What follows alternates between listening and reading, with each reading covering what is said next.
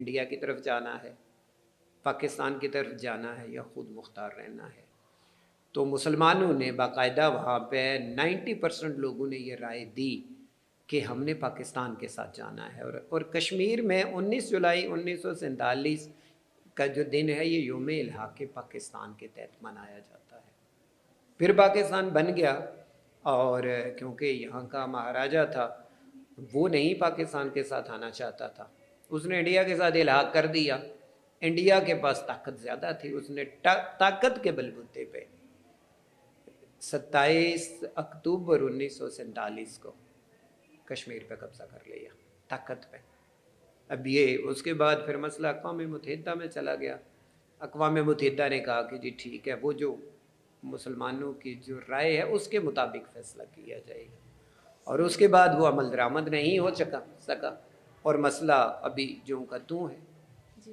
फिर उसमें एक बेदारी की लहर पर मुसलमानों ने पहले हमने कश्मीरियों ने हमने सियासी कोशिश की। 1947 से लेके 1987 तक सियासी कोशिशें थी, जलसे, जुलूस, मुज़ाहरे, बयानात, अखबारात, इन चीज़ों से कि हमें आज़ादी दी जाए। जब वो आज़ादी ना मिली तो फिर 1987 में फिर ये मुसल्लह जिहाद शुरू हुआ। और जैसे ये जिहादी तहरीक शुरू हुई तो इंडिया ने 10 लाख फ़ौज फिर कश्मीर में भिजवा दी।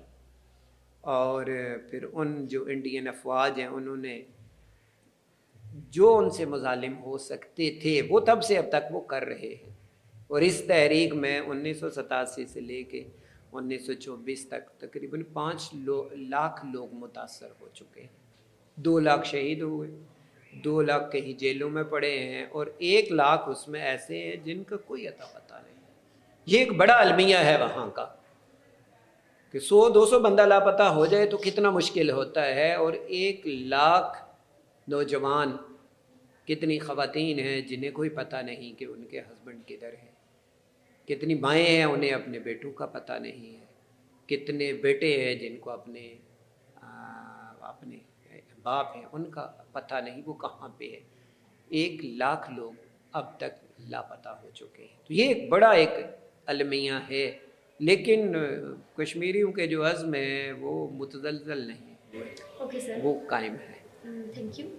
सर, कोई ऐसी याद या वाक़या कश्मीर से जुड़ा जो आपको बहुत मुतासिर करता हो? मेरा क्योंकि ताल्लुक़ है आज़ाद कश्मीर का, हमारा डिस्ट्रिक्ट है भिंबर जो जम्मू में आता है, उसका एक सेक्टर है बिल्कुल इंडियन बॉर्डर के साथ है, समानी सेक्टर। बेसिक हम वहाँ के हैं, ग्रेजुएशन मैंने वहाँ से की थी।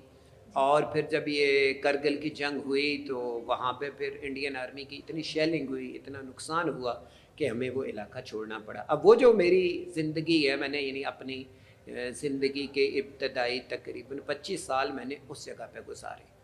वहाँ का एक ऐसा, बहुत सारे वाक़यात हैं लेकिन एक वाक़या है जिसकी निस्बत 13 जुलाई 1931 के वाक़े के साथ है और जिस पर मैं किताब भी लिख रहा हूँ, जिसका नाम मैंने रखा है शोहदाए कश्मीर से शोहदाए बंडाला तक। मेरे गांव का नाम है सेरी बंडाला। 26-27 अप्रैल की रात इंडियन कमांडोज हमारे गांव में घुसी और एक ही रात में उन्होंने 22 अफराद को शहीद किया। यानी वो जो इतना बड़ा इंसिडेंट था, इतना बड़ा सानहा था, जो हमारे जहनों में आज 26 साल गुजरने के बाद भी वो तड़पती लाशें, वो खून। और उन 22 में से 12 अफराद मेरी फैमिली के थे, मेरे मामू की फैमिली के। यानी मेरे मामू, ममानी, उनके 5 बेटे, उनकी बहू, उनकी 2 पोतियाँ और सबसे जो छोटी उनकी पोती थी वो 1 साल की थी। तो ये एक इतना बड़ा सान्या है कश्मीर की तारीख़ का। कभी भी आप इसको 26-27 अप्रैल 1998 करगिल जंग से पहले ये 22 अफराद की शहादत है। और आज़ाद कश्मीर में घुस के इंडियन कमांडोज ने ये एक्शन किया था और एक ही रात में ये 2 घर थे और 2 घरों में मौजूद 22 के 22 अफराद को रात के तकरीबन 11:30 बजे उन्होंने कमांडोज के एक्शन में उन्हें शहीद कर दिया गया। नहीं, वो जो यानी सब कुछ हमने तकरीबन इस वाक़े के 15-20 मिनट बाद हम उस जगह पे थे, तो वो सब कुछ जो हमने अपनी आंखों से देखा था हम उसको आज तक भूल नहीं पाए। सर, आपसे बात करके बहुत कुछ सीखने को मिला। सर, आपने सुविधा कर दिया मुझे। मैं खुद भी कश्मीर से ताल्लुक़ रखती हूँ। ठीक। तो सर आपकी आमद का बहुत बहुत शुक्रिया।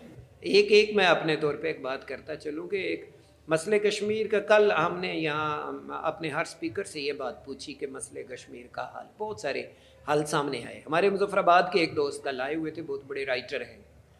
उन्होंने जो बात की वो मुझे बड़ी पसंद आई। मैं उन्हीं की बात, डॉक्टर हसन हैं, हसन भट्ट, मैं उन्हीं की बात दोहराऊंगा। उन्होंने कहा कि कश्मीर के मसले के जहाँ बहुत सारे हल हैं, वहाँ पर एक हल ये भी है कि एक मजबूत पाकिस्तान इसका हल है।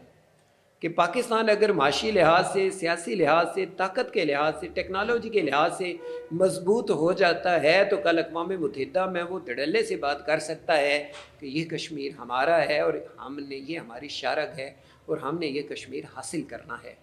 तो कश्मीर की जो आज़ादी है वो एक मजबूत पाकिस्तान के साथ जुड़ी हुई है। और मैं सारी पाकिस्तानी अवाम से ये कहता हूँ कि अपने सारे इख्तलाफात भुला कर, अपने सारे जितने ज़ाती नज़रियात हैं, मजहबी इख्तलाफात हों, सियासी इख्तलाफात हों, कोई और किसी तरह के भी इख्तलाफात हैं, बरादरियों के इख्तलाफात हों, चाहे हमारे सूबा जात के इख्तलाफात हैं, उन सारी चीज़ों को भुलाकर हम इस पाकिस्तान को मजबूत करें। जब ये पाकिस्तान मजबूत होगा तो फिर कश्मीर भी हमारा होगा, बल्कि सारी दुनिया पे हमारा राज कायम हो जाएगा। जी सर, बहुत शुक्रिया। बहुत शुक्रिया आपका, थैंक यू।